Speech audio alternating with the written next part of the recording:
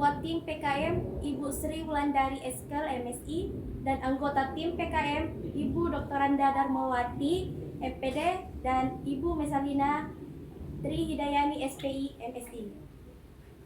Yang terhormat Ibu-ibu dosen ITBM Balik Diwa, Dr. Randa, Ibu Dr. Randa Hartati Tamti ST, Dr. Hartati Tamti ST MSI, Bapak Rahmat J SSI MSI, Ibu Fatmawati Eskel MSI, Ibu Dr. Fatma Eskel MSI, dan Ibu Sri Rukmini Kustam SPI MSI. Pertama-tama marilah kita panjatkan puji syukur atas kehadirat Allah Subhanahu wa taala, karena hanya atas limpah rahmat dan kasih sayangnya kita bisa berkumpul di sini dalam keadaan sehat walafiat. Pada hari ini saya Marsyanda selaku moderator yang akan memandu kegiatan pada hari ini yang akan kita laksanakan. Bapak Ibu kelompok sadar wisata Darwis Lantebung yang berbahagia, untuk mengefisienkan waktu, saya akan membacakan susunan acara pada hari ini. Pertama ada pembukaan oleh Ibu Ketua Tim PKM Ibu Sri Wulandari Eskel MSI. Saya persilahkan. Terima kasih atas kesempatan yang diberikan. Assalamualaikum warahmatullahi wabarakatuh. Waalaikumsalam warahmatullahi wabarakatuh. Saya mungkin masuk ke sini ya, biar saya juga masuk ke videonya. Karena saya tidak masuk kalau dari di situ. Ya, terima kasih atas kehadiran Bapak Ibu. Akhirnya kita ketemu lagi selang hampir 1 bulan lebih nih, baru datang lagi di sini. Ada kegiatan yang sangat padat di kampus sehingga kami baru datang lagi kembali ke sini. Sesuai yang saya bilang sebelumnya, harusnya November, tadi dikomentari spanduknya harusnya November kami datang. Tapi karena begitu banyak agenda yang ada di kampus, jadi bisanya minta maaf hari ini. Untuk ibu-ibu, bapak-bapak, sebelumnya saya sudah memberitahukan pada undangan bahwa hari ini kita ada kuis interaktif yang membutuhkan HP. Sebelumnya juga sudah terkoordinasi dengan Pak Saraba, dengan Ibu, dengan Sul, bahwa hari ini kita membutuhkan koneksi internet yang cukup stabil hanya untuk hari ini. Jadi kita minta izin juga untuk pakai wifi-nya. Sebenarnya kan memang kita mau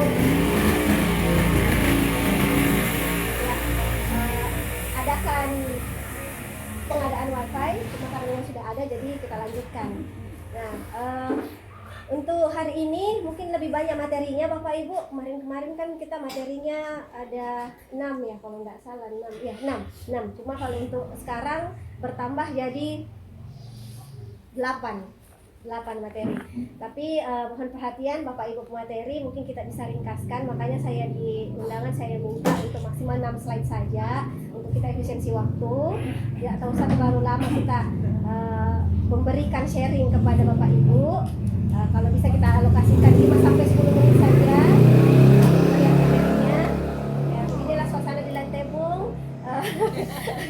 Berarti cukup ramai ya, ada motornya lewat, ada mobilnya lewat, tapi nggak sering-sering berisik-berisik seperti ini. Nanti kita bisa atur volume suara rata. Di sini juga ada sebenarnya mic portable untuk bisa kita pakai kalau kita mau pakai.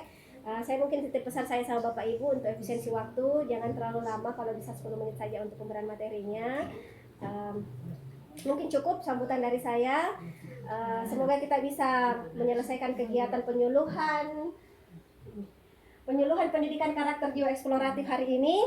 Bapak Ibu dimohon untuk mendengarkan materinya dengan baik, karena harapan kami materi yang diberikan itu Bapak Ibu bisa serap, bahwa kita bisa menjadi manusia-manusia yang memiliki jiwa eksploratif, bukan hanya menggunakan teknologi hanya sekedar hiburan semata, hedonitas semata. Kita juga menggunakannya untuk mencari tahu.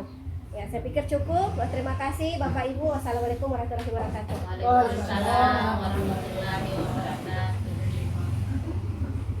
Selanjutnya kita masuk ke acara yang kedua, yaitu sambutan oleh Bapak Saraba selaku ketua dari kelompok sadar wisata Lantebung. Dengan ini dipersilakan. Ya, di situ bagi saja Pak.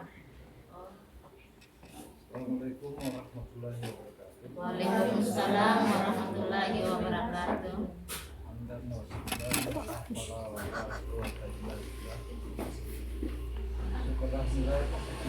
kepada Allah Subhanahu wa taala karena kita masih ada kesempatan untuk hadir di tempat ini.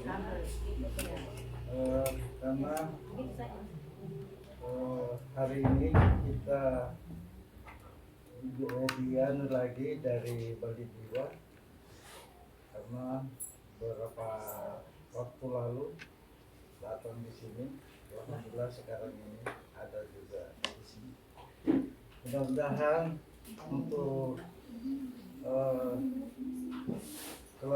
kelanjutannya bisa berantisipasi melalui Bali Jiwa sampai sekarang ini.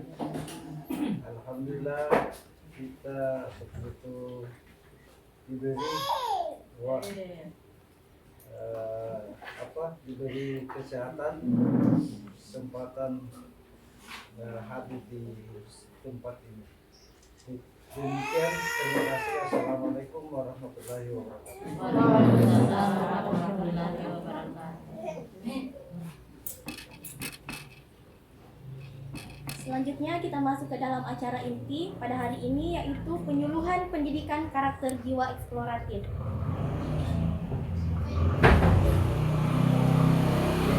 Yang terbagi nanti ada beberapa materi yang akan disampaikan oleh pemateri.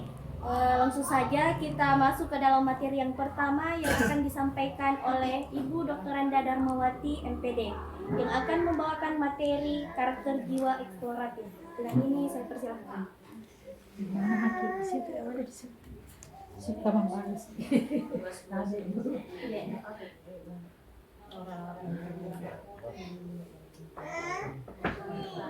Bismillahirrahmanirrahim. Assalamualaikum warahmatullahi wabarakatuh. Waalaikumsalam warahmatullahi wabarakatuh. Bapak Ibu, tadi di jalan kebetulan saya kesini naik Grab, agak gerimis, maka muncul di kepala saya ada sedikit pantun yang saya tulis. Ke pasar pagi beli ikan teri, pulang ke rumah hujan gerimis. Selamat datang Bapak Ibu, meski musim hujan tetap semangat. Asik. Tepuk tangan dulu. Bapak Ibu, terima kasih sudah hadir di tempat ini untuk kita sama-sama lagi mendengarkan beberapa informasi berkaitan dengan ilmu pengetahuan dari Bapak Ibu dosen. Untuk hari ini barangkali tidak ada praktek ya Bu, atau ada? Prakteknya sambil kuis. Oh iya, iya. Karena hari ini ada Ya. beberapa orang yang akan menyampaikan materi, jadi mungkin tidak perlu terlalu berpanjang-panjang ya. Nanti mungkin ada diskusinya kalau memang dianggap perlu. Nah, pada bagian ini saya diberikan materi dalam pendidikan karakter jiwa eksplorasi. Nah, karena saya di awal memberikan materi, yang akan saya berikan adalah pengetahuan dasar saja Bapak Ibu tentang apa itu jiwa eksplorasi. Nanti mungkin penerapannya akan disampaikan oleh Bapak Ibu berikut ini. Baik, kita lihat yang pertama Ibu. Apa sebenarnya, kenapa begitu? Salah ingat kapan. Apa yang dimaksud dengan karakter jiwa eksplorasi? Nah, ini yang perlu kita pahami, apa sebenarnya itu Bapak Ibu. Nah, karakter jiwa eksplorasi itu merujuk pada sifat atau perilaku individu. Yang mana individu bisa saja saya sebagai pembicara di sini, bisa Bapak Ibu yang jadi audiens, bisa Bapak Ibu narasumber sebentar, bisa juga orang-orang di luar kita yang memiliki rasa ingin tahu. Yang memiliki rasa ingin tahu. Tapi di sini tanda petik Bapak Ibu. Jangan disamakan rasa ingin tahu seperti yang bahasa-bahasa yang kita dengar itu istilahnya kepo, ya. Rasa ingin tahu yang kita akan pahami di sini adalah yang positif. Ingin tahu sesuatu sehingga memunculkan motivasi untuk melakukan hal-hal yang baik. Terdorong untuk melakukan atau menjelajahi atau membuat sesuatu yang bisa membuat perubahan buat kita, buat keluarga kita, atau buat orang-orang yang ada di sekitar kita. Nah, itu pemahaman dasarnya. Kemudian apa yang menjadi ciri-ciri dari karakter jiwa eksplorasi itu? Sebenarnya ada banyak Bapak Ibu. Tapi setelah saya melihat, ya cukup sampai di yang 4 itu barangkali yang perlu kita pahami. Yang pertama, rasa ingin tahu. Nah, seperti tadi mana dasarnya ada sesuatu yang akan kita ketahui dari sesuatu itu. Ada keinginan untuk mengetahui sesuatu. Seperti misalnya Bapak Ibu, setiap hari kita memasak ikan. Yang kita kalau di kampung itu yang dikenal ada namanya masak kaci kalau di kampung saya. Kalau di Makassar itu ada palumara. Dari nenek moyang kita itu terus.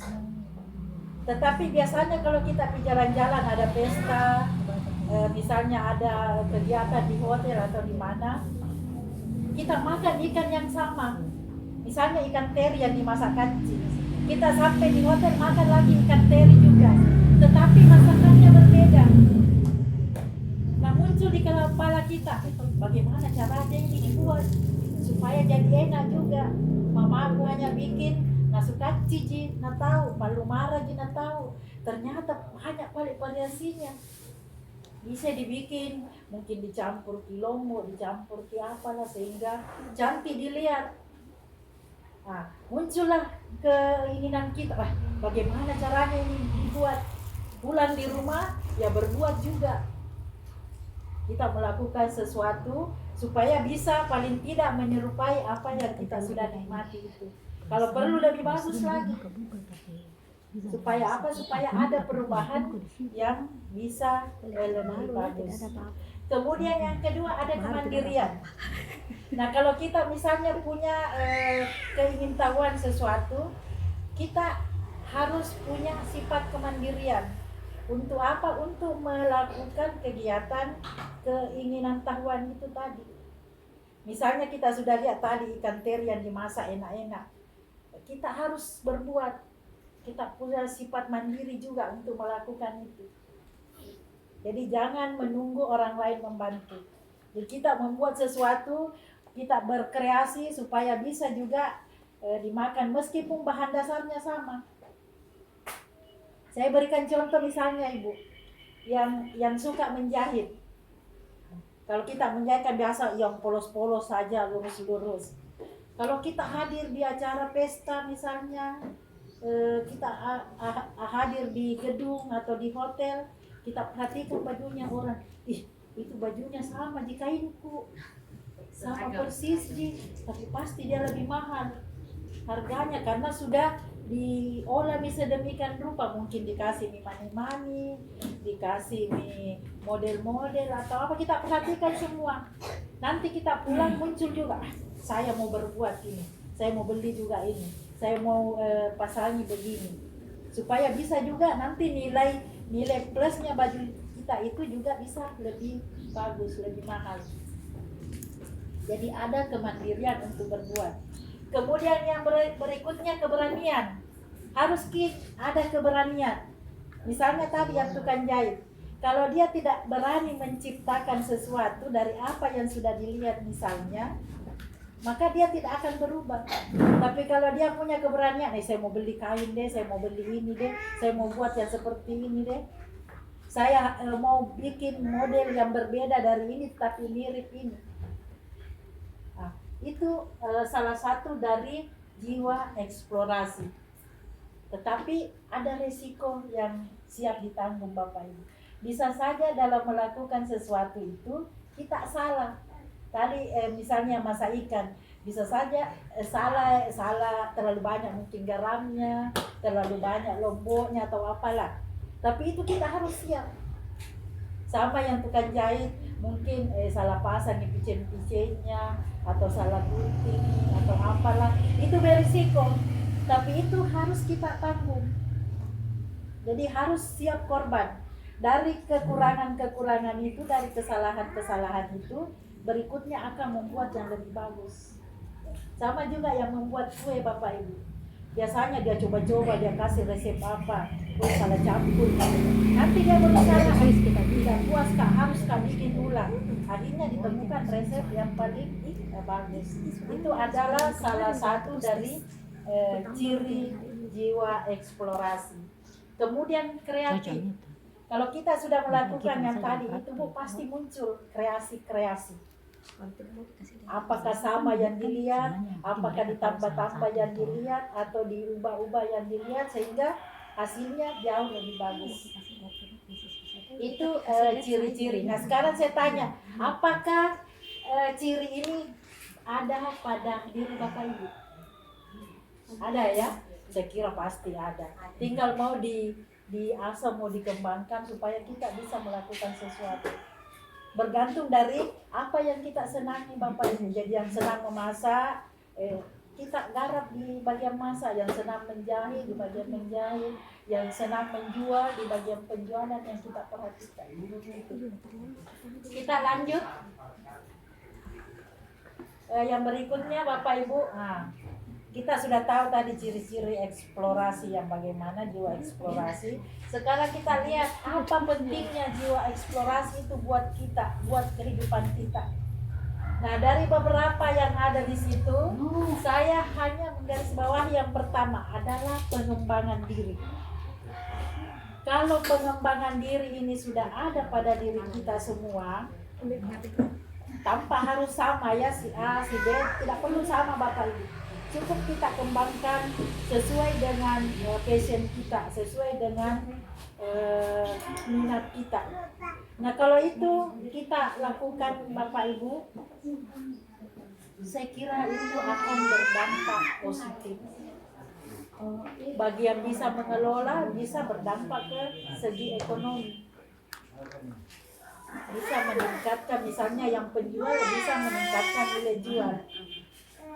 Yang penjahit tadi ya bisa menambah, meningkatkan apalagi pengembangan dirinya untuk membuat model-model yang bagus.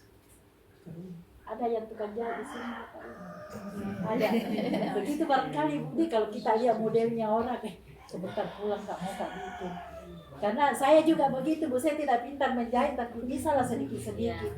Dan saya perhatikan, sama jika yang itu saya beli begini, tapi kalau dilihat bagusnya nih motong bikin tuh pasti udah beli mahal gitu. Kalau kita sudah buat variasi-variasi Bapak Ibu ya. Kalau yang lain-lainnya saya kira kalau sudah pengembangan diri ini sudah masuk semua, jadi tidak perlu saya jelaskan satu-satu. Kita lanjut saja ke slide yang berikutnya ya. Bagaimana cara mengembangkan jiwa eksplorasi itu? Jadi sudah ditahu cirinya, sudah ditahu manfaatnya. Sekarang bagaimana mengembangkan apa yang ada yang kita miliki? Bagaimana cara mengembangkannya? Kita lihat yang pertama, mencari pengalaman baru. Mencari pengalaman baru Bapak Ibu. Bisa di tempatan di sini, bisa kita di tempat lain. Dan yang paling bagus itu kalau kita jalan kemana-mana melihat hal-hal yang baru. Dan ini bahkan di dalam Al-Quran ada beberapa ayat itu memang kita diperintahkan untuk menjelajah dunia. Kenapa? Karena di sana banyak sekali ciptaan Allah yang bisa kita lihat untuk paling tidak ditiru, dilaksanakan dan dinikmati. Dan yang paling pokok mengagungkan ciptaan ilahi. Jadi kalau kita melihat baru Bu, itu nanti kita bisa terapkan pada diri kita. Kemudian yang kedua, membaca dan belajar. Ini masih SD Ibu, selalu ada lagu-lagunya ya. Membaca, belajar. Cuma dulu di zaman saya itu mencari buku susah Bapak Ibu. Harus pakai kodong ke toko buku, harus pakai ke perpustakaan. Sekarang Bapak Ibu biar di kasurta Bahkan ada anak-anak saya perhatikan, nah bawa itu HP-nya masuk di WC membaca. Begitu gampangnya sekarang. Baca apa dulu? Saya biasa perhatikan anak, kok bikin di WC, mandi saja biasa tak 1 jam. Ternyata ada HP-nya di dalam. Bawa bawa speaker. Saya bilang, kok bikin di dalam, justru kita itu mandi, buru-buru mau keluar WC, dia nggak suka di dalam. Ternyata di dalam dia tidak rasa, dia buka, dia cari apa-apa yang dia butuhkan. Bahkan sekarang Bapak Ibu, beberapa tahun ini ada lagi istilahnya itu apa? ChatGPT. Tidak ada yang dicari, tidak ada di situ Bapak Ibu. Kita klik saja itu, munculnya apa yang kita tanyakan. Tapi saya pribadi, saya tidak tahu Bapak Ibu, justru saya anggap kalau itu disalahgunakan bisa sebenarnya membuat kita bodoh. Kenapa? Karena tidak berpikir lagi. Apa yang ditanyakan langsungnya ada di situ jawabannya. Kalau saya dulu kasihan pergi makasian itu di Unhas cari buku di perpustakaannya Bu. Tidak ada pika di perpustakaan wilayah. Karena di perpustakaan kampusku IKIP pada waktu itu masih ada terbatas. Sekarang Masya Allah, di mana-mana sekarang. Kita lihat saja di rumah Bapak Ibu, kadang ada semua lengkap keluarga, tapi tidak ada suara. Ada duduk bersama, tidak ada bersuara. Kenapa? Karena sibuk semua. Sibuk dengan urusannya. Apa yang dilakukan ini kegiatan yang kedua, membaca dan belajar. Semoga tidak diartikan negatif. Kenapa? Karena melalui internet itu juga banyak yang salah gunakan. Jadi ini perlu kontrol dari Bapak Ibu kepada anak-anak. Jangan sampai karena dianggap bermanfaat ini HP, banyak yang bisa dipelajari di dalamnya, akhirnya kita berikan saja ke anak-anak tanpa dikontrol. Akhirnya dia salah gunakan, bukan lagi belajar tetapi dalam arti positif ya, tetapi dia belajar dalam hal negatif.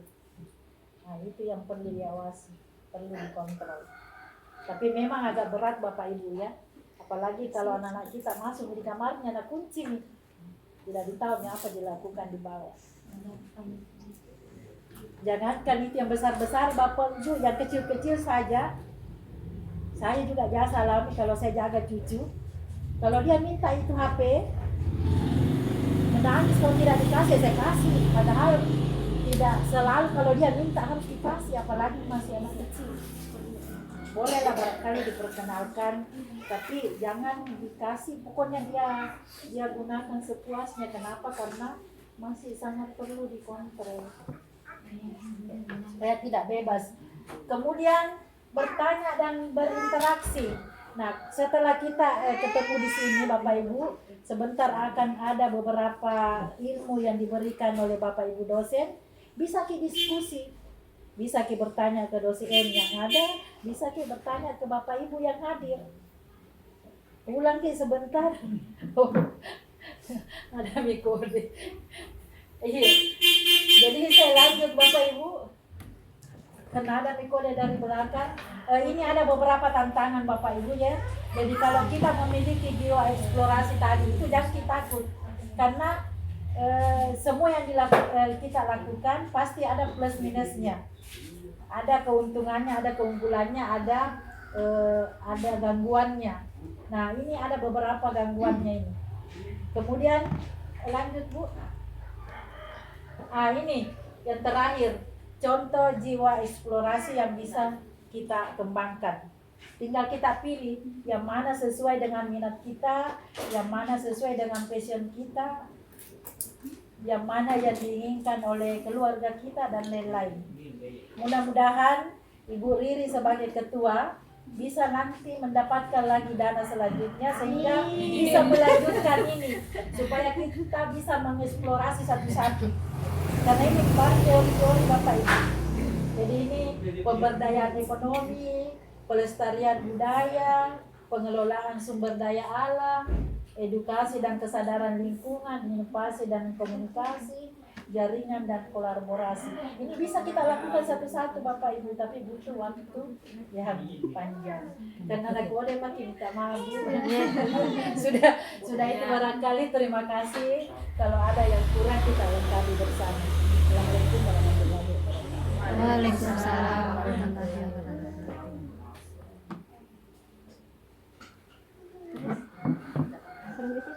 Materi siapa?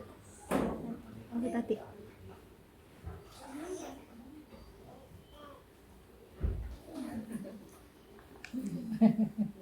Baik, selanjutnya kita masuk ke materi yang kedua yang akan dibawakan oleh Ibu Dr. Hartati Tamti, ST, MSI, yang akan membawakan materi pendidikan karakter membangun jiwa eksploratif. Dengan ini saya persilakan.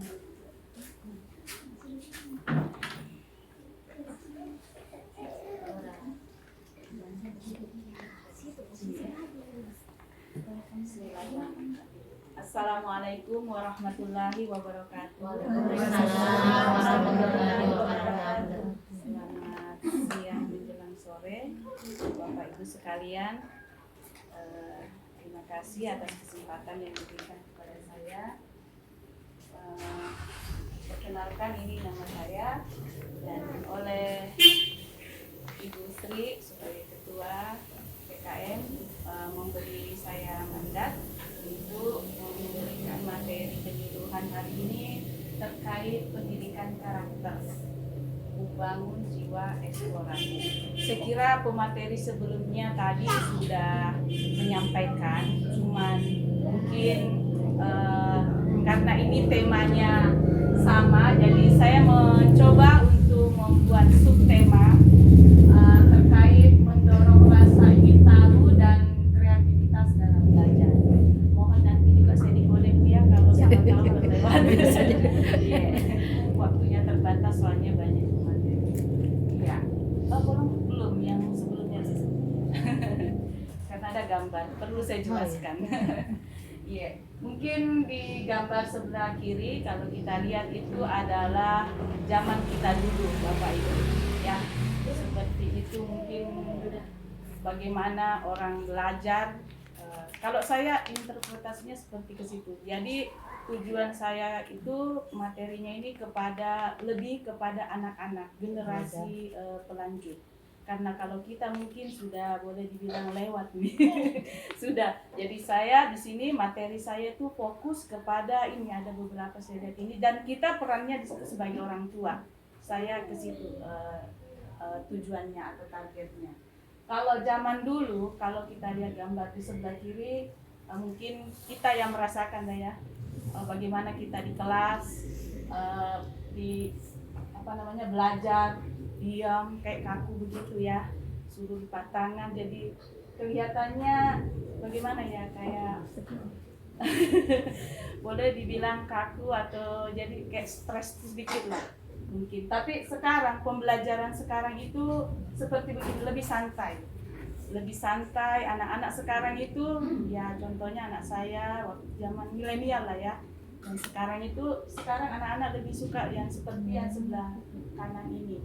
Mereka lebih suka belajar di alam, lebih seperti supaya mereka bisa mengeksplorasi dalam lebih bisa kreatif dalam belajar. Seperti itu. Bisa next. Nah, apa itu pendidikan karakter? Saya jelaskan dulu ya sebelum kita masuk ke pembahasan selanjutnya. Jadi pendidikan karakter itu adalah proses pendidikan yang bertujuan untuk membangun nilai-nilai positif dan sikap moral pada individu. Kalau saya tanya Bapak Ibu sekalian, mau ki anak tak pintar tapi dalam tanda kutip ya tidak sopan atau moralnya kurang bagus, atau biasa-biasa aja tapi dia punya moral akhlak yang baik?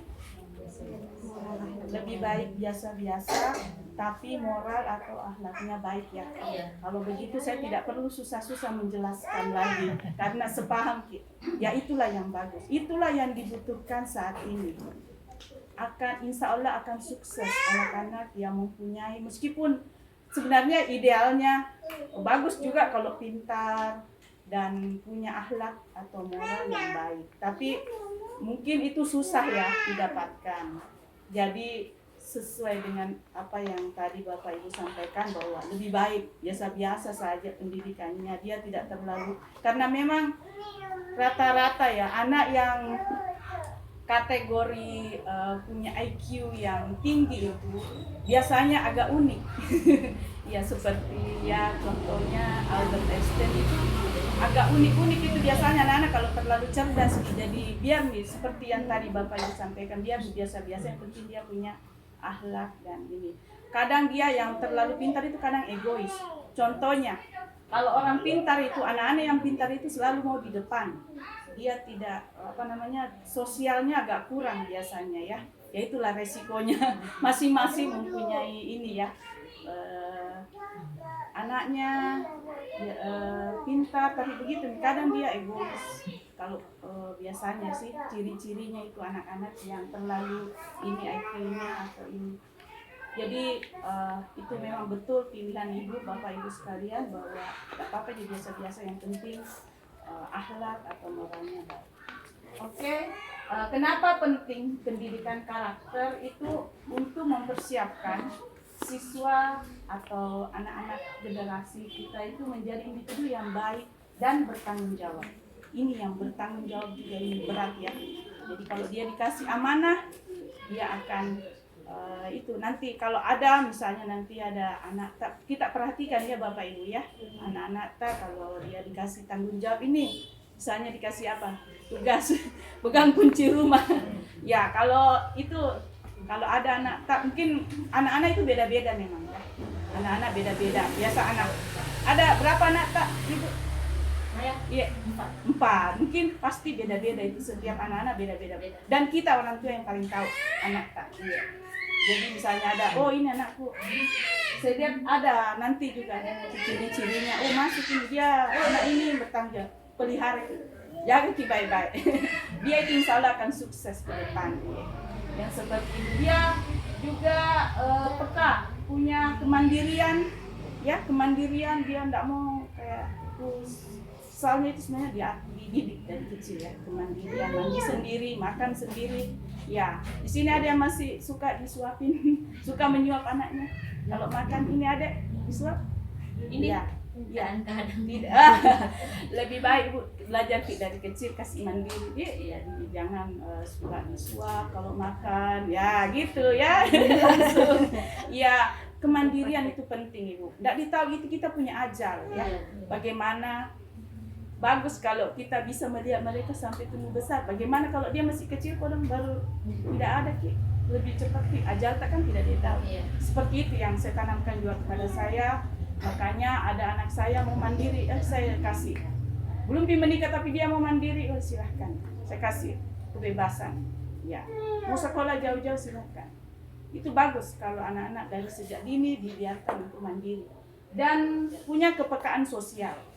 Ya, tetangga dia mau bersosialisasi ya seperti itu ya. Itu perlu kita jaga baik-baik. Kalau dia agak kurang-kurang Bu, tolong. Misalnya contoh kecil ya, ada misalnya kita lagi jalan, ada yang biasa banyak sekali sekarang soalnya minta-minta, tapi tidak bagus juga dibiasakan. Katakanlah keluarga ada datang, itu yang paling saya. Kalau yang meminta-minta itu sebenarnya tidak bagus itu dikasih di ini, karena kebiasaan di jalan-jalan itu gepeng-gepeng enggak. Kalau saya enggak ke situ. Keluarga lah misalnya, ada keluarga kita tahu dia tidak mampu, anak yang kita kasih untuk memberikan itu pembelajaran, kan kita sudah tahu ini bagus membantu. Nah tolong anak-anak ya seperti ini kan, apa nama tanah ya, kalau misalnya ada keluarga kita mau kasih anak yang kita kasih belajar, jadi dia akan terekam di memorinya, untuk dia akan selalu, itu namanya termasuk kepekaan sosial ya. Dengan keluarga terutama lebih bagus. Pertama yang harus dibantu adalah keluarga, kemudian ke lingkungan seperti itu. Apa hubungan karakter dengan sikap eksploratif? Karakter yang baik akan mendorong rasa ingin tahu dan keberanian untuk mencoba hal baru. Sekira ini sangat mendukung ya. Next, please. Nah, apa itu jiwa eksploratif? Sekira pemateri sebelumnya tadi sudah menjelaskan, cuman mungkin saya perlu ulangi lagi karena semakin diulang kan semakin bagus ya Bu, dan mungkin agak ada juga ini sedikit. Untuk mencari tahu, jiwa eksploratif itu akan mendorong kita untuk mencari tahu, bereksperimen, dan menemukan hal-hal baru. Ya, itu yang sangat dibutuhkan saat ini dan akan datang. Anak-anak generasi yang akan datang, kalau misalnya ya, sekarang juga sudah terasa sih, anak-anak ini, mahasiswa-mahasiswa yang akan lulus nanti, ya, itu banyak dunia usaha membutuhkan jiwa-jiwa yang inovasinya, ya. Jadi perlu dipersiapkan sejak dini. Anak-anak yang suka tidak penasaran, jadi kalau ada anak tak yang agak kacak-kacak itu bagus, jangan kilaran gitu. Ya dia itu berarti kalau ada dia kerja dia bongkar, yang penting dia ini didampingi saja. Yang jangan merusak. Itu berarti dia ada jiwa-jiwa ininya, kreatif gitu, ya, kreatif gitu Bapak Ibu. Yang penting jangan berlebihan, perlu tetap dipantau. Nah, ini tadi yang saya maksud. Kalau ada dari sekian ciri-ciri dari anak Ata yang mempunyai jiwa, ini namanya mempunyai jiwa eksploratif ya. Kalau dia suka penasaran terhadap dunia sekitar, suka bertanya sama kita, ya itu kan biasa ada anak-anak suka gitu, Mama bagaimana, kenapa itu gitu ya. Kemudian kemampuan beradaptasi, ya gampang dengan siapa saja. Jadi biasanya juga itu kalau ada anak-anak yang ini dia gampang di misalnya ya titip di mana di tetangga, dia pintar begitu beradaptasi, tidak ini dengan dititip dia mengerti, dititip di tetangga dan sebagainya, kan tidak ditahu selama ini kita bagaimana suka ini juga dengan tetangga kita. Kemudian dia berpikir kritis ya, seperti tadi suka ini tidak langsung kalau ada dikasih tahu langsung ini ya. Saya ingat waktu itu saya punya anak yang ketiga, ini agak unik ya anak saya yang ketiga ini, kalau kakaknya ya biasa-biasa standar. Yang ketiga ini jiwa kritisnya sangat kelihatan saya lihat. Kalau ada saya tanya pasti dia ini bertanya ulang atau dia cermati. Waktu mereka masih kecil saya tanya kakaknya, mau jadi apa nak? Yang pertama dia bilang mau jadi dokter. Alhamdulillah sudah jadi dokter. Yang kedua, saya tanya lagi mau jadi apa? Abang bilang mau kayak bapak, kayak Dedi ke kantor. Alhamdulillah sudah jadi dosen. Mungkin ada malaikat waktu itu. Aminkan. Yang ketiga saya tanya, adek mau jadi apa? Dia bungsu waktu itu yang ketiga. Anak saya 4 juga, Bu, sama. Dia bilang, Mama, yang paling cepat kaya yang mana? Jadi kalau ada dikasih tahu, dia pikir dulu, dan langsung menjawab. Ya agak kritis anaknya, seperti itu. Wah, yang paling cepat kaya apa ya? Berarti mau jadi pengusaha dong? Oh iya, saya mau jadi pengusaha. Tapi sekarang belum, masih ini OTW. Insya Allah. Jadi seperti itu ya Bapak Ibu ya. Jadi tolong diperhatikan anak-anak, jiwa-jiwanya seperti itu dipantau dulu. Sering ajak ini, jangan dibiarkan main game. Seperti itu ya. Kemudian apa manfaat jiwa eksploratif? Itu akan mengembangkan kreativitas dan inovasi yang sangat dibutuhkan ya zaman sekarang untuk perusahaan-perusahaan, dunia usaha dan sebagainya itu. Ini kakak-kakak yang mau ini selesai ya, mahasiswa sekalian itu perlu. Saya kira next. Iya. Bagaimana strategi untuk membangun jiwa eksploratif? Ada beberapa metode atau cara ya yang diputus asa. Ada metodenya yang kami akan sharing di sini. Ya, saat ini alhamdulillah dunia pendidikan sudah bagus, sudah beberapa sekolah, terutama yang biasanya yang swasta itu biasanya lebih memperhatikan ya, karena mungkin ya jadi kalau misalnya memasukkan sekolah anak-anak tak, perhatikan Ki juga bagaimana di sekolah tersebut, apakah mereka bagaimana metode pembelajarannya seperti itu ya.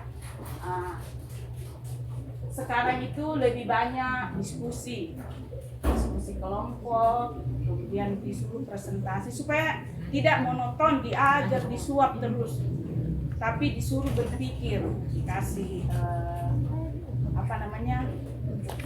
tugas untuk bagaimana memecahkan persoalan-persoalan, ya dilatih dari sejak sekolah.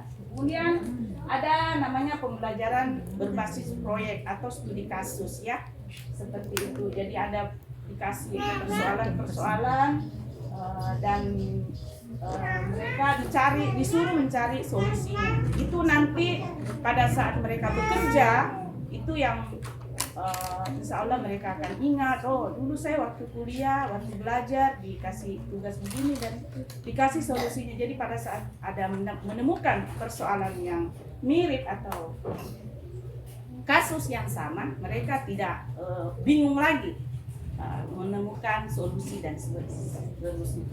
Kemudian ya, penggunaan teknologi kira banyak tadi dibahas oleh materi sebelumnya. Ya memang ini membantu, tapi tolong juga hati-hati karena ada dampak negatifnya. Sepanjang kita bisa menggunakan dengan baik, insya Allah akan membantu ya, saya kira.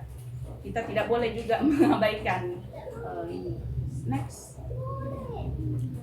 Ya, memang peran guru ya di sekolah dan orang tua itu sangat penting dalam membentuk ini karakter atau jiwa eksploratif dari anak-anak tak semua.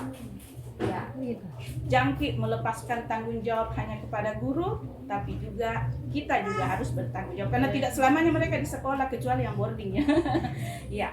Jadi kita juga harus bertanggung jawab. Yang sudah nih, saya sekolahkan nih, lepas tangan dah.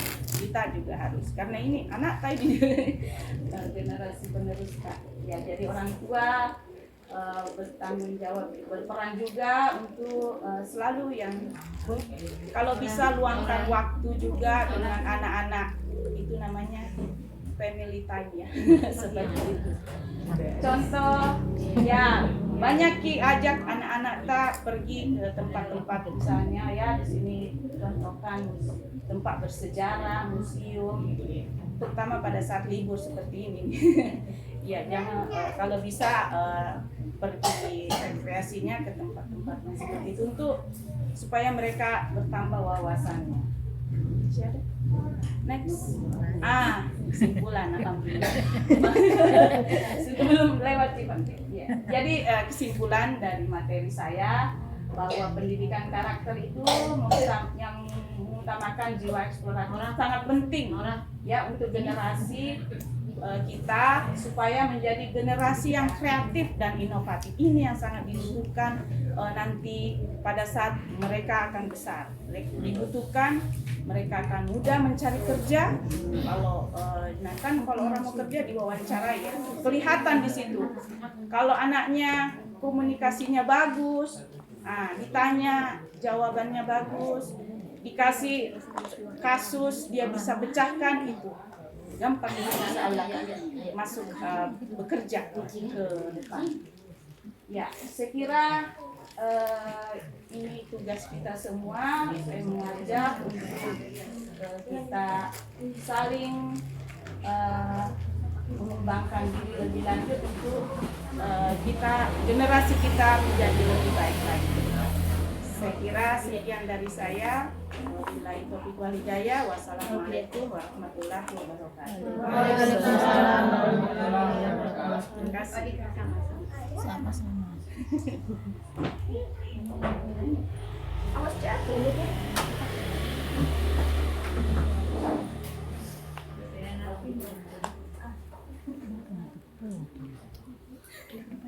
Baik, selanjutnya pemateri yang ketiga yaitu Ibu Dr. Fatma dengan materi yang akan dibawakan yaitu karakter peduli lingkungan. Dan ini dipersilakan. Terima kasih atas kesempatan yang diberikan kepada saya. Alhamdulillah Bapak Ibu kita kembali bertemu lagi, bersua lagi di tempat yang sama bersama saya. Terima kasih sudah diundang Ibu Ketua. Jadi untuk penyuluhan tentang pendidikan karakter jiwa eksploratif, sub pembahasan yang akan saya bahas yaitu karakter peduli lingkungan. Jadi lebih tadi mungkin pemateri pertama dan kedua lebih secara umum ya, mungkin saya akan lebih ke subnya ya, lebih ke karakter peduli lingkungan. Jadi karakter itu lebih ke sifat Ibu Bapak, jadi lebih ke sifat, kemudian peduli bagaimana kita care, bagaimana kita bisa menjaga lingkungan, mencegah kerusakan terhadap lingkungan. Itulah yang disebut sebagai karakter peduli lingkungan. Next. Ya, jadi mungkin sudah disampaikan oleh pemateri sebelumnya tentang bagaimana sih tentang pendidikan karakter. Sebenarnya kalau untuk pendidikan karakter Bapak Ibu mungkin lebih baiknya itu sejak usia anak-anak ya, kita bisa memberikan masukan atau memberikan pencerahan kepada anak-anak sejak dini bagaimana sih mengelola lingkungan. Jadi sebenarnya bisa di di rumah ya, misalnya membuang sampah, terus apalagi Bu, seperti mau listrik kalau tidak digunakan segera dimatikan, kemudian air ya kalau tidak digunakan tidak memboros air seperti itu ya. Jadi itulah bagian dari pendidikan karakter yang langsung kita ajari kepada anak-anak kita. Itu sebenarnya hal-hal kecil yang bisa memberikan manfaat bagi anak-anak kita. Next.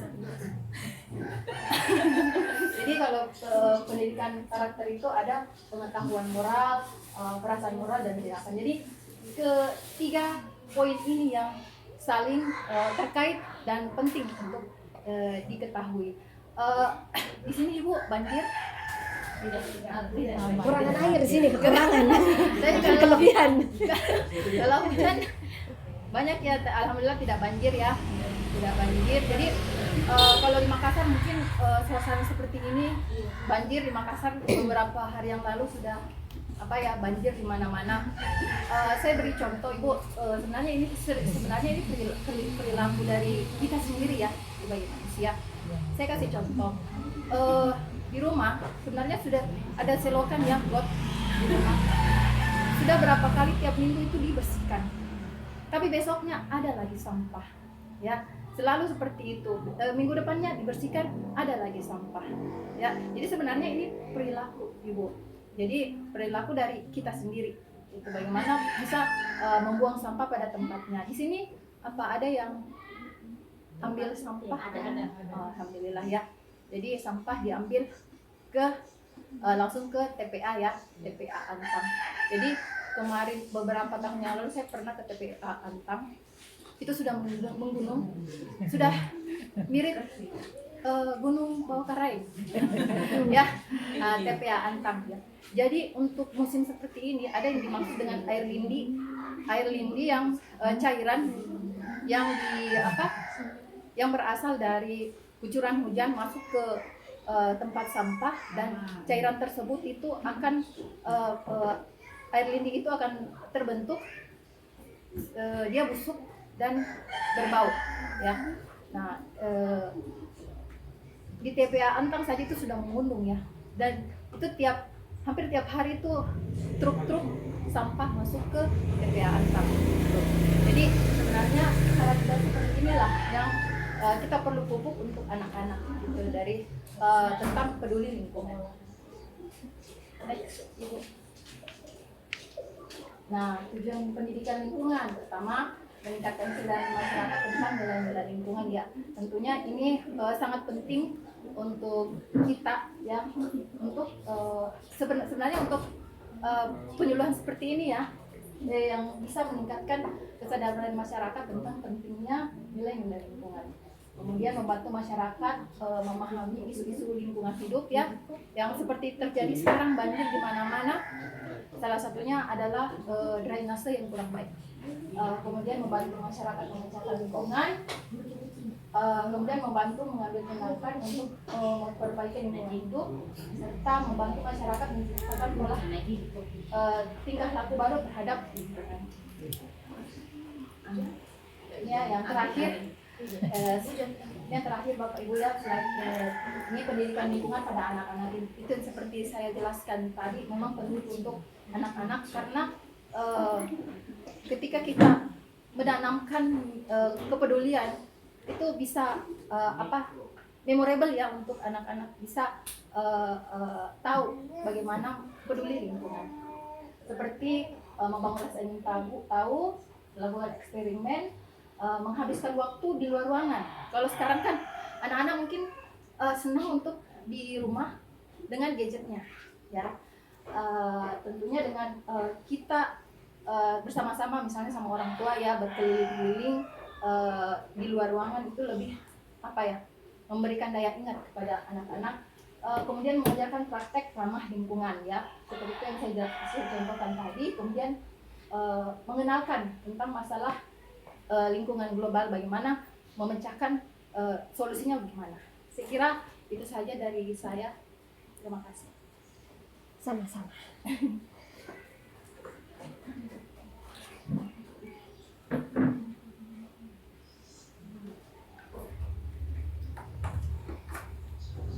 Baik, materi selanjutnya yang akan dibawakan oleh Bapak Rahmat J. SS Menhum dengan membawakan materi jiwa eksploratif kunci sukses kewirausahaan. Dengan ini dipersilahkan.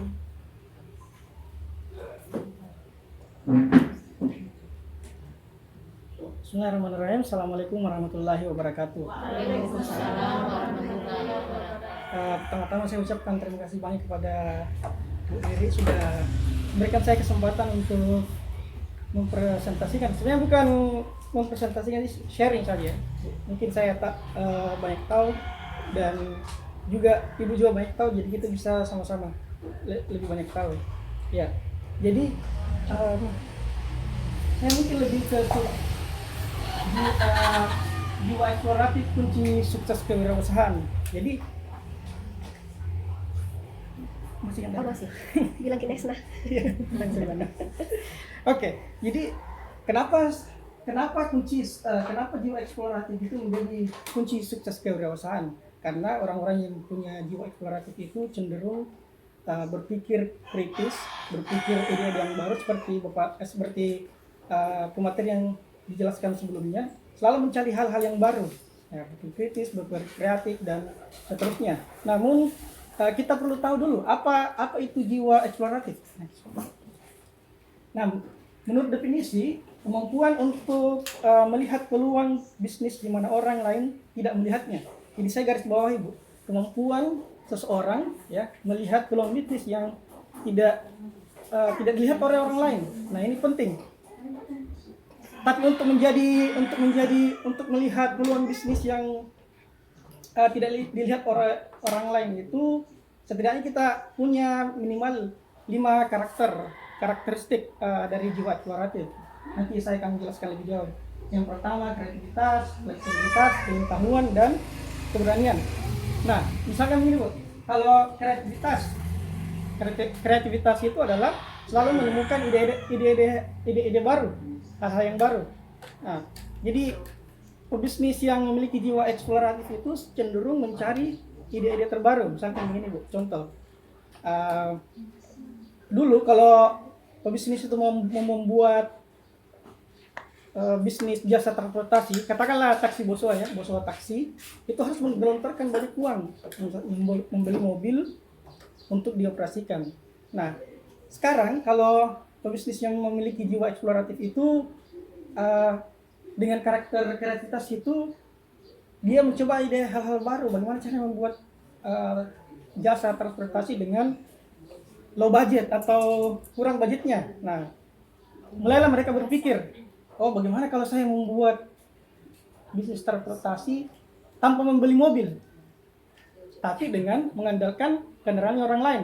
Maka muncullah seperti sekarang ini ojol, seperti Grab, ya, Gojek, Maxim dan seterusnya. Nah, itu adalah perbedaan antara jiwa pebisnis yang tidak memiliki jiwa eksploratif atau ide lama dengan ide baru, ya, kreativitas dalam hal ini. Kemudian ada juga fleksibilitas. Fleksibilitas itu fleksibel.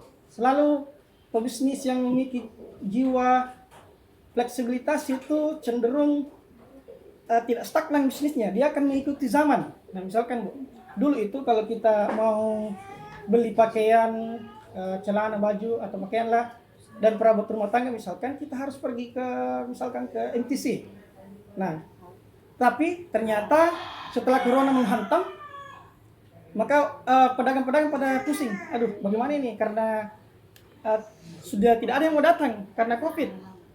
Maka orang pebisnis-pebisnis yang memiliki jiwa eksploratif gitu, dalam hal ini fleksibilitas, akan selalu berpikir, oh bagaimana kalau saya jual saja secara online, ya? Maka disediakanlah platform-platform seperti Shopee, Tokopedia, ya? Atau misalkan misalkan ini Bu, kita lihat ini. Salah satu contohnya adalah konser. Ya dulu itu waktu COVID, banyak artis-artis atau promotor yang bingung, aduh, saya tidak bisa mengadakan lagi konser ini, bisa saya bangkrut ini. Maka pebisnis yang memiliki jiwa eksploratif akan selalu fleksibel dengan keadaan. Maka diadakanlah konser live streaming. Jadi ini tetap konser, ya, tetap konser di satu tempat, penontonnya itu dalam bentuk digital atau ya mungkin live streaming, bisa dinonton melalui HP, melalui laptop. Jadi mereka konser live, ya, lihat saja dari HP dan itu tetap berbayar. Nah, seperti itu contoh bagaimana pebisnis yang memiliki jiwa eksploratif itu. Kemudian pengetahuan, selalu mencari tren-tren terbaru. Apa sih sebenarnya tren-tren terbaru saat ini? Sehingga mereka selalu mengupdate informasi tentang dunia bisnis. Kemudian tentu dari semua karakter itu butuh keberanian. Ya, next. Nah, kemudian mengapa jiwa eksploratif itu penting, ya, dalam dunia wirausaha? Ya tentu untuk menghadirkan jiwa-jiwa yang inovatif. Nah, misalkan ini inovatif, membedakan bisnis dari pesaing. Kalau kita lihat ini Bu, ini adalah mie coklat. Jadi dulu itu orang itu menjual mie, ya mie biasa saja, mie biasa. Tapi dengan jiwa yang inovasi, akhirnya mereka mencoba untuk menggali ide. Bagaimana kalau saya buat mie coklat? Nah, ini dijual di Jakarta. Saya tidak tahu kalau di sini sudah ada atau belum. Kemudian adaptasi menghadapi perubahan pasar dengan cepat, seperti yang saya jelaskan tadi, Bu. Jadi kita harus selalu beradaptasi dengan segala waktu, ya, lingkungan, beradaptasi dengan keadaan seperti COVID kemarin. Misalkan kemarin dulu banyak sekarang, atau mungkin Ibu tahu itu Kaku Food, ya. Kaku Food itu dulu cuma gerobak-gerobak saja. Nah, terkena COVID, ya, maksudnya dihantam oleh keadaan COVID, akhirnya mereka membantu setir menjadi cloud kitchen atau pesan online saja yang diterima. Nah, itu adalah salah satu contoh bagaimana jiwa eksploratif itu pentingnya dalam dunia bisnis. Ya. Next.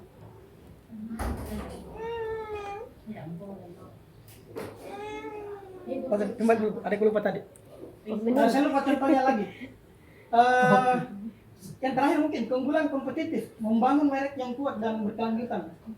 Nah, orang-orang yang berbisnis itu selalu kalau sudah bagus bisnisnya, nanti itu akan membuka peluang bisnis baru dan tentu membangun merek yang kuat dan berkelanjutan. Saya mau tanya dulu kepada Ibu, kalau misalkan ibu-ibu pergi ke warung-warung itu haus, biasanya ada mobil air gelas, Ibu bilang apa? Bapak Ibu bilang apa? Ada aqua kan? Padahal aqua itu adalah brand, ini adalah merek. Harusnya kan kita bilang, ada air gelas Bu, atau ya mineral atau air gelas. Nah itu adalah salah satu contoh bagaimana sebuah brand itu sudah tertanam di kepala mereka. Nah itu yang dimaksud dengan keunggulan kompetitif. Gitu. Next. Langsung ke kesimpulan. Saya belum buat. Ayo, maaf. Jadi untuk menjadi pebisnis yang memiliki jiwa eksploratif dengan berbagai variasi karakteristik yang saya sudah jelaskan tadi itu harus bagaimana cara menumbuhkan? Ya harus dengan banyak membaca buku, berdiskusi dengan dengan orang atau komunitas yang memiliki passion yang sama atau keinginan yang sama. Misalkan begini Bu,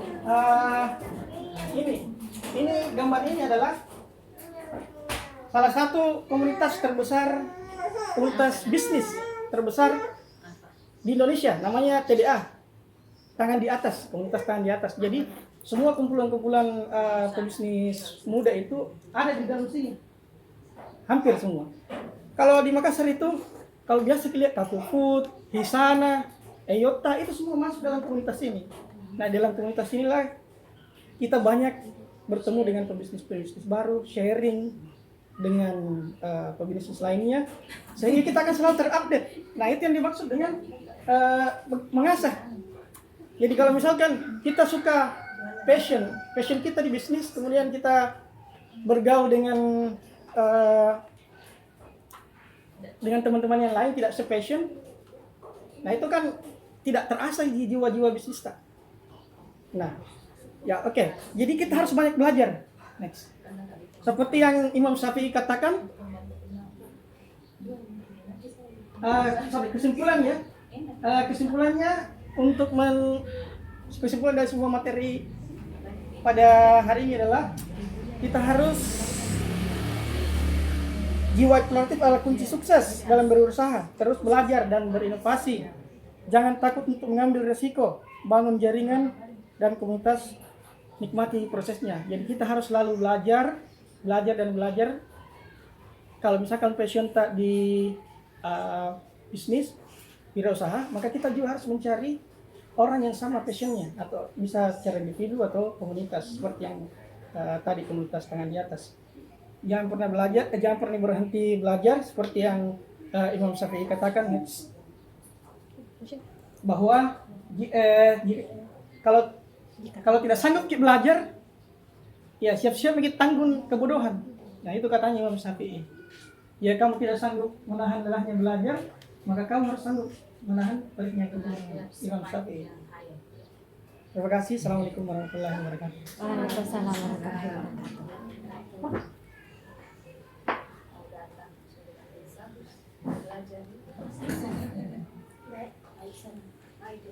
Pak Iksan apa sih?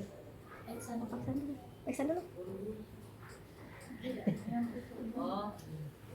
Sorry Pak, Iksan dulu.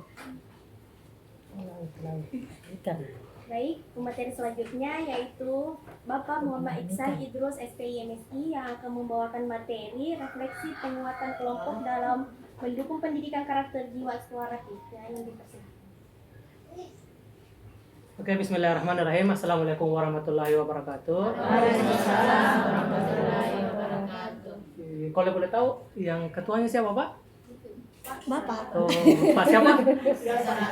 Oh, oke. Kalau boleh tahu, Pak, bisa kita sedikit disampaikan ke kami sebenarnya Pok Darul Islam Tebung ini tujuannya dibentuk untuk apa, Pak?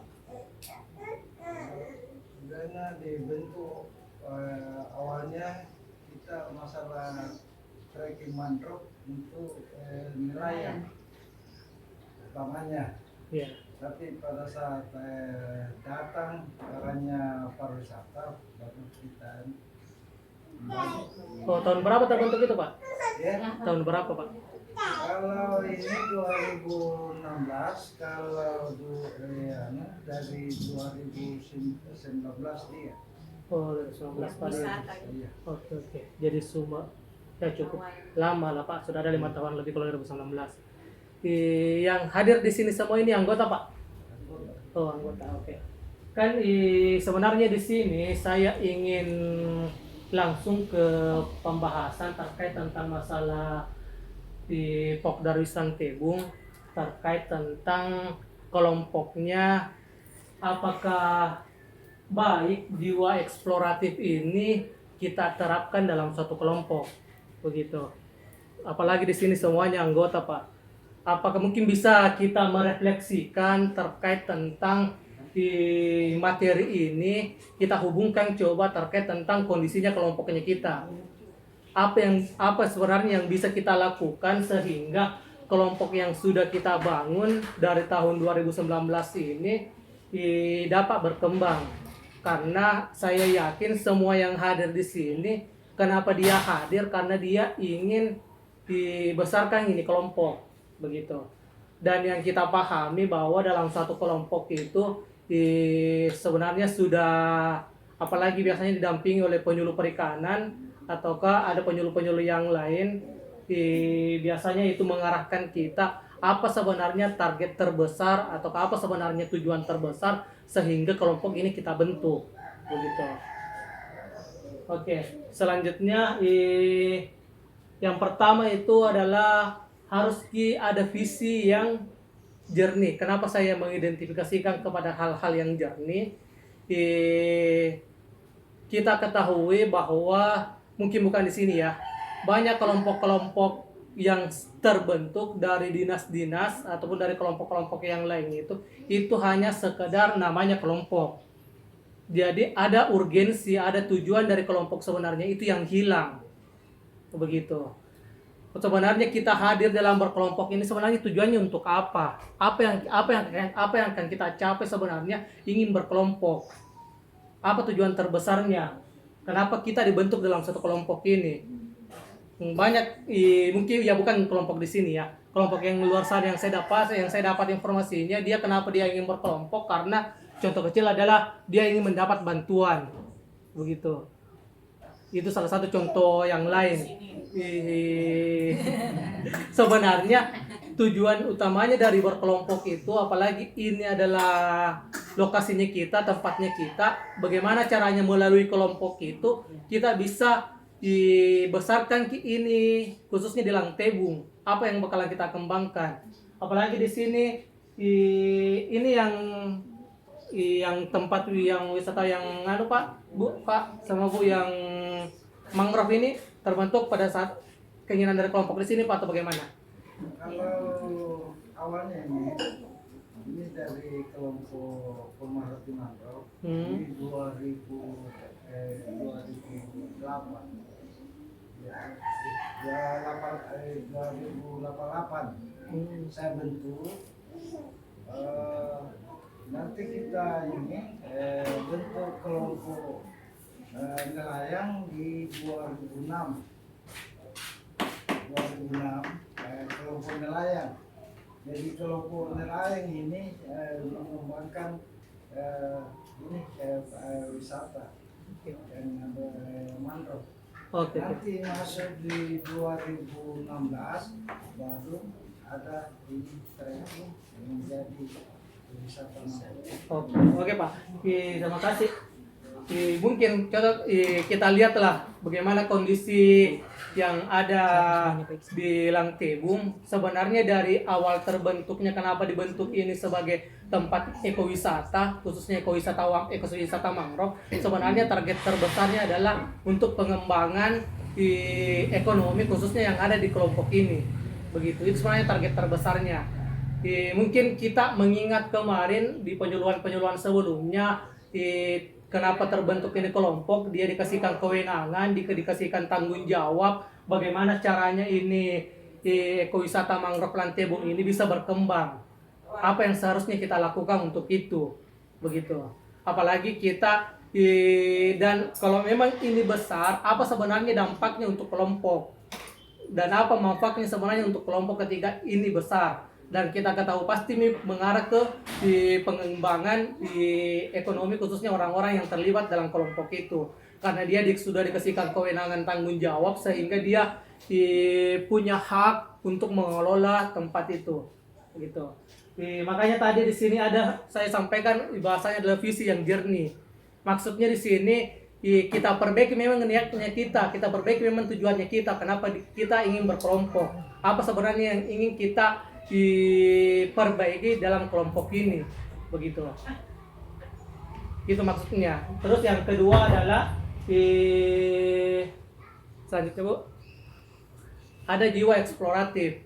Jiwa eksploratif ibaratnya tadi sekarang ini Bapak atau Ibu yang ada dalam satu kelompok ini, kita tahu sebenarnya bagaimana kondisinya Langtebung ini. Apa sebenarnya yang harus kita perbaiki di Langtebung? Apa yang harusnya kita lakukan? Dan bisa jadi dalam satu kelompok kan sudah jelas nih ada rencana-rencana kerjanya. Apa yang bakalan kita lakukan dalam 1 tahun ini, dalam 5 tahun ini, dan apa yang sudah kita lakukan, dan apa yang kurang yang kita lakukan, dan apa yang akan kita perbaiki ketika apa yang sudah kita lakukan, begitu. Kenapa di sini saya mengangkat namanya jiwa eksploratif? Ibaratnya dalam satu kelompok ini kita harus memang membuka diri, membuka pengetahuan terkait tentang kondisinya Langtebung, apa yang harusnya kita benahi. Makanya kita harus mengeksplor, kita harus sharing informasi, sharing pengetahuan terkait tentang kondisi Langtebung, apa yang harus dieksplor untuk pengembangan wisatanya yang ada di situ. Dan selanjutnya kan dalam satu kelompok ada yang namanya tanggung jawab dalam satu kelompok. Ketua jelas porsinya tanggung jawabnya apa, sekretaris, bendahara dan semua anggota dan divisi-divisi ini sudah terbagi tugasnya masing-masing. Dari itu semua itu yang kita optimalkan, itu yang kita kembangkan. Dari tanggung jawab itu yang kita manfaat, itu yang kita benahi bersama. Oke, dan selanjutnya adalah best practice. Ada yang ada di sini Pak atau kenal orang ini? Saya dapat di Google gini Pak. Kira aku kenal semua. Jadi otomatis ini orang Langtebung yang sudah terpost di Google kemarin, dan dia mengikuti kegiatan-kegiatan yang ada di sana. Jadi ibaratnya ada yang namanya sharing pengalaman, sharing pengetahuan. Begitu. Makanya dalam satu kelompok itu contohnya di sini ibu-ibu kerjanya suaminya nelayan juga semua atau bagaimana Bu? Nelayan. Oke. Ibaratnya ada namanya sharing pengetahuan. Jadi bisa jadi alat tangkap yang digunakan oleh suaminya ibu-ibu ini untuk melakukan untuk melakukan penangkapan yang ada di dalam itu bisa jadi perlu dimodifikasi, perlu dikembangkan sehingga ibaratnya alat tangkap ini dapat produktif lebih baik lagi, begitu. Di sini kepiting rajungan yang banyak Budi, apalagi di sini besar kepiting rajungan. Apalagi di kepiting rajungan itu kita pahami ada memang ukuran atau grade-grade yang biasanya yang disuka sama perusahaan. Dan targetnya kita bagaimana sebenarnya bisa mencapai itu. Tapi yang budaya yang sering terjadi itu ya mungkin daripada tidak ada yang kita dapat, lebih baik kita ambil semua. Jadi biar yang kecil-kecil diambil saja semua. Padahal harapan terbesarnya sebenarnya itu kita mau target yang grade A ibaratnya begitu. Tapi begitu karena kita satu pemikiran, satu pemahaman bagaimana caranya yang kecil-kecil, contohnya ketika kita tangkap kita lepas, tapi itu sulit kita kembangkan. Makanya sebenarnya dalam satu kelompok ini bisa kita terapkan. Makanya dalam satu kelompok ini, makanya karena kita berkelompok, makanya kita bisa di satu tujuan, satu misi, satu visi untuk pengembangan kondisi yang ada di Langtebung, khususnya di kepiting tadi, begitu.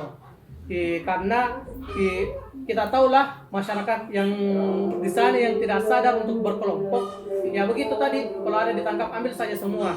Padahal sangat berefek ke depannya.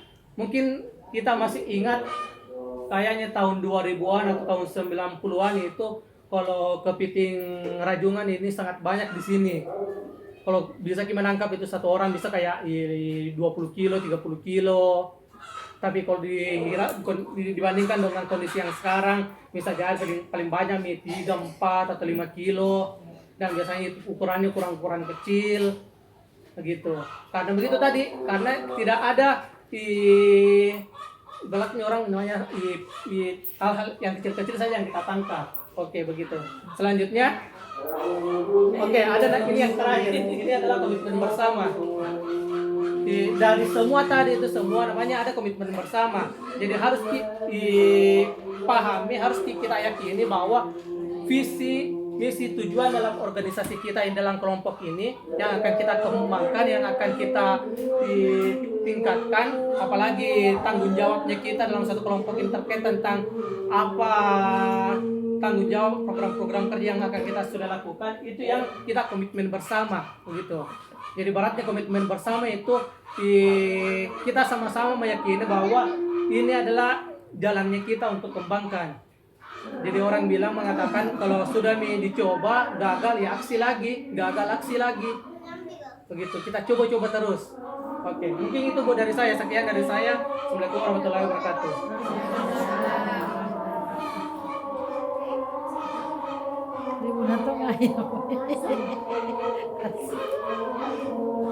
Baik, pemateri selanjutnya yaitu Ibu Sri Rukmini Rustam, SPI MSc, yang akan membawakan materi membangun jiwa eksploratif masyarakat melalui pemanfaatan teknologi perangkat lunak dengan indikasi. Bismillahirrahmanirrahim. Terima kasih kepada MC. Assalamualaikum warahmatullahi wabarakatuh.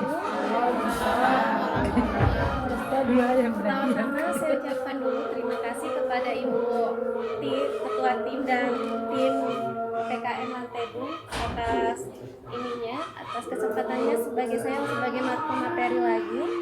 Jadi untuk tadi sudah beberapa materi ya yang ada yang lewat tentang jiwa eksploratif. Jadi mungkin Bapak Ibu sudah bisa menyimpulkan apa sih jiwa eksploratif itu. Berarti itu adalah keinginan, rasa ingin tahu.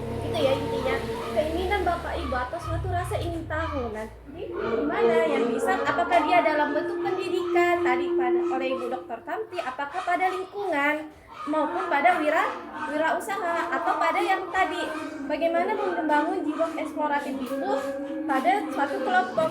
Dari Bapak Ibu ini sudah berada pada kelompok Lantai 2.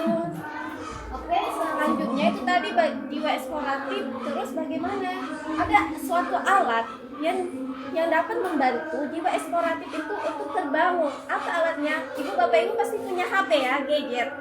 Ya, di dalam gadget itu ada suatu perangkat lunak.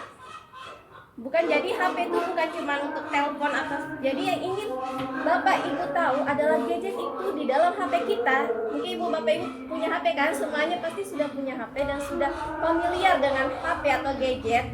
Itu ada perangkat lunak atau software yang mengatur. Jadi apa itu perangkat lunak? Adalah sekumpulan instruksi ataupun program yang dimana ditulis dalam bahasa programmer atau orang yang menulis itu, yang menginstruksikan itu adalah suatu programmer atau orang-orang IT yang dimana tujuannya untuk apa? Mengontrol, mengoperasikan, mengatur untuk mengatur perangkat keras atau HP kita untuk menjalankan tugasnya.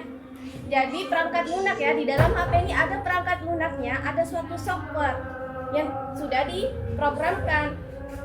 Untuk lebih singkatnya, apa itu softwarenya? Perangkat lunak itu adalah jenis programnya yang digunakan untuk menjalankan berbagai aplikasi. Aplikasi yang ada di HP itu banyak aplikasi kan?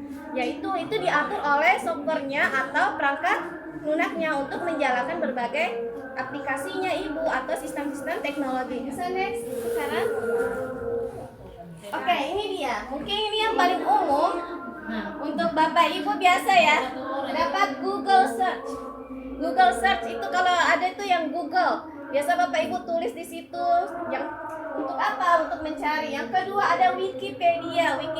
Misalnya Bapak Ibu mau cari resep kue apa, itu nanti yang paling pertama muncul adalah Wikipedia. Jadi suatu platform yang akan mempelajari berbagai topik. Jadi secara umum. Kemudian ada YouTube.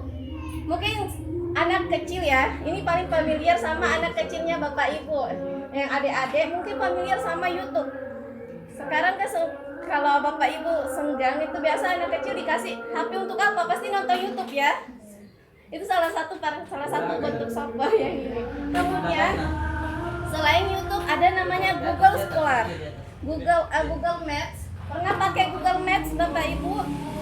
Ya, salah satu Sherlock di WA itu salah satu contohnya. Google Maps itu berarti dia yang akan mengarahkan Bapak Ibu untuk tidak tersesat. Walaupun kebanyakan kita tidak tahu ya bacanya, tapi kalau untuk teknologinya sudah. Kemudian ada Google Scholar. Mungkin ini lebih familiar kepada anak-anak Bapak Ibu. Apalagi yang berkecimpung di dunia pendidikan. Kalau Bapak anak-anak atau mahasiswa yang di belakang itu, Google Scholar itu paling penting untuk apa? Untuk mencari tahu informasi yang telah ada haknya, yang udah ada hak patennya, yang telah diteliti.